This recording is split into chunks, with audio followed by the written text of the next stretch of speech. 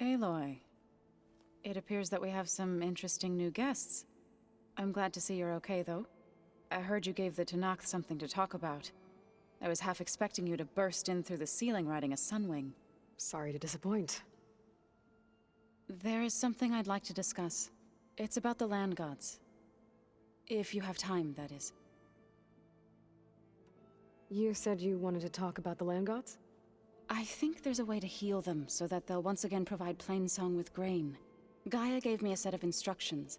She called it a reboot code. If we deliver it to the land gods, their derangement will end. That's great. Maybe. There are thorns on the path. Unless the code is given by Hephaestus, the land gods will reject it. Gaia showed me a way around this. We need components called control cores from machines made by Hephaestus. Machines similar to the land gods. You mean Grimhorns? Like the one we fought in the repair bay? Yes. Gaia helped me locate 2 of them out west.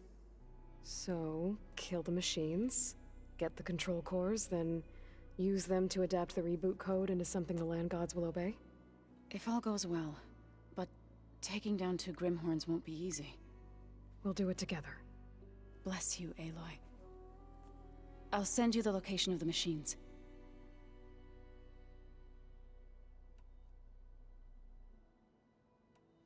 I've been meaning to ask, what's the deal with you and the chorus? You didn't seem to be on the best of terms. That's what happens when you're the one Utaru who insists on publicly defying them. Twice. When the Karja invaded the Utaru plains, they did more than just attack our villages. They burned our fields, took our people as slaves, and murdered those who were too weak to make the trip back to Meridian. To be sacrificed in the Sun Ring. I was helping the healers back then, as waves of refugees swarmed into Plainsong. The chorus was divided in how to face the invaders. Some saw sense in raising arms. Others believed the dishes would keep us safe, as they had many times before. And while they bickered, I buried the seeds of the fallen.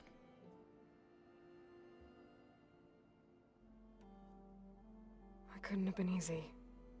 Seeing your people suffer while the Karja invaded your lands. I come from a small village near Plainsong. My grandmother used to say there was no seed that wouldn't grow there.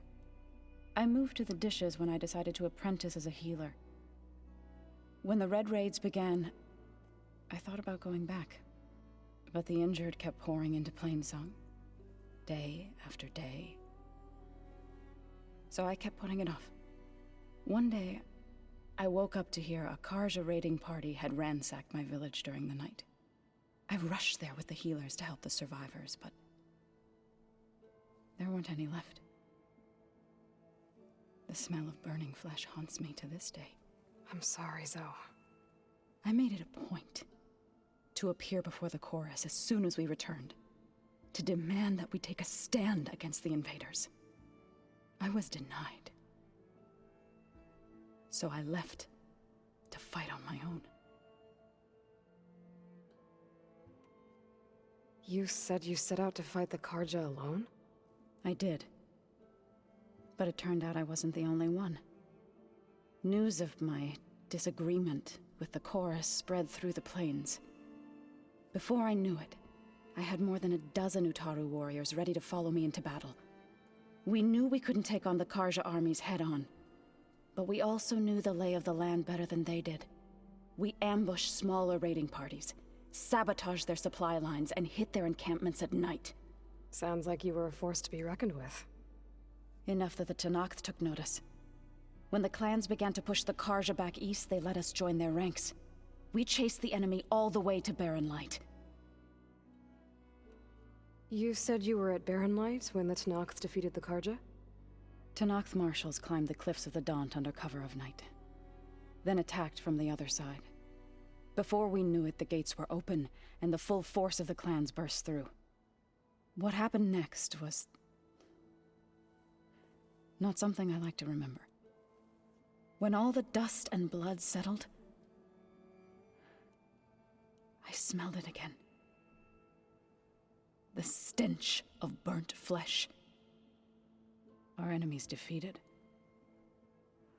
What was left of my squad returned to the Utaru Plains. I went back to Plainsong. But even as the harvests passed, it didn't feel like I'd truly returned at all. Is that when you became a grave singer? I thought soothing the suffering of others would somehow appease my own. Then you came along and gave me a choice. I could either sing at people's graves or fight for a chance to keep them alive. I'm glad you chose the latter.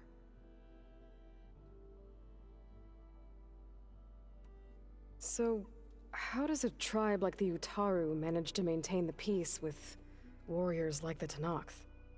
By holding them off. When our fields bloomed aplenty, the Tenakth looked upon our lands with envy. But Plainsong's dishes provided sanctuary and high ground to keep invaders at bay. In the end, even the Tenakth saw sense in a truce.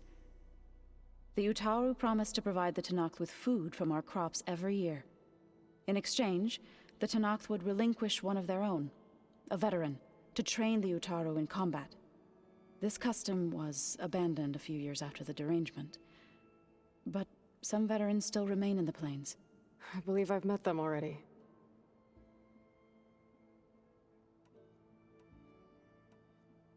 Thoughts on our new Zenith acquaintance? I'd say she smells like death, but even death smells of something. She's more like a cold piece of metal, bent on repelling all semblance of life. She's definitely different.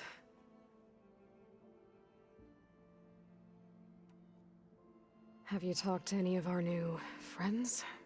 Erend and I tried speaking to Sylens, but apparently our tribal prattle is unnecessary. Charming, isn't he? How's Aaron doing? For a moment there, he thought he'd lost both you and Varl. But he never truly succumbed to despair. Guess that Oseram's stubbornness comes in handy sometimes. Have you met our new Quen guest yet? I could barely keep up as she gave herself a tour of the base. Varl gave her a new focus.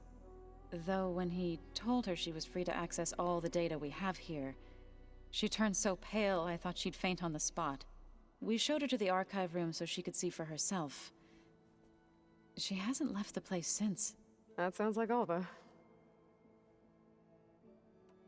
You've been getting to know Erend, I assume? Of course. Any friend of Varl's is a friend of mine. In this case, a very loud friend.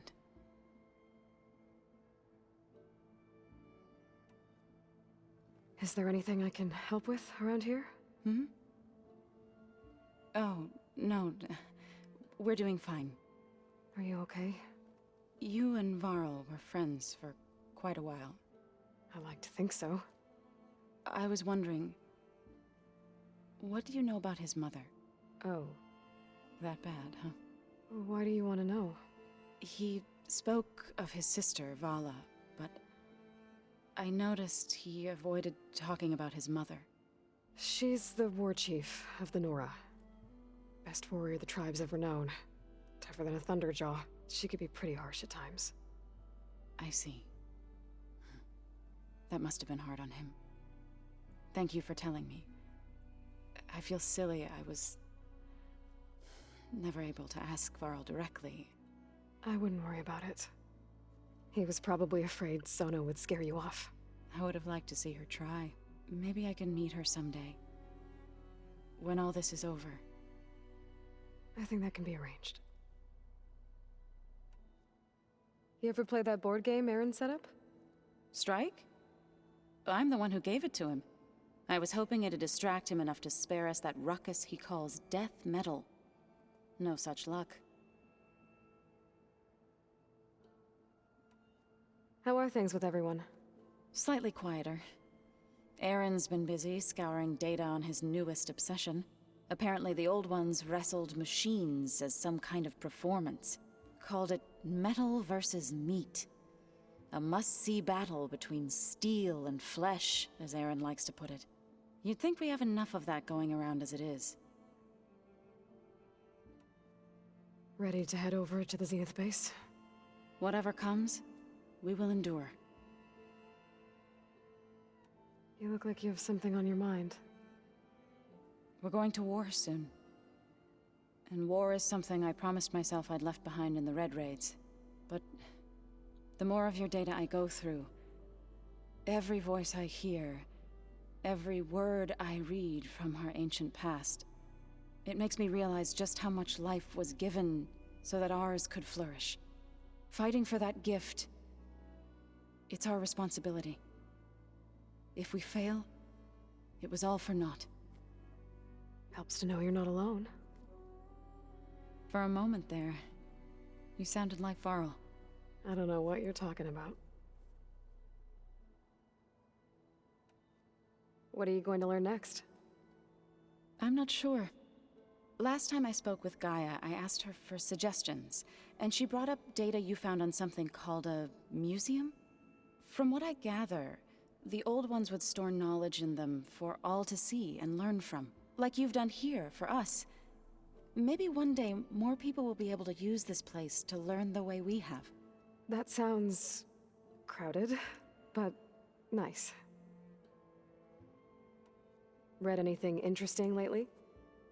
I found out the old ones use leaf infusions like the Utaru do. Tea, they call it. Apparently it helped soothe them. That and some sort of scented wax they used to cleanse their aura. Plus something called bubble baths. I think I'll stick to singing to calm the nerves. I have to go. I trust you to keep things civil around here. I'll make sure Aaron doesn't punch Sylens in the face, if that's what you mean. Thanks.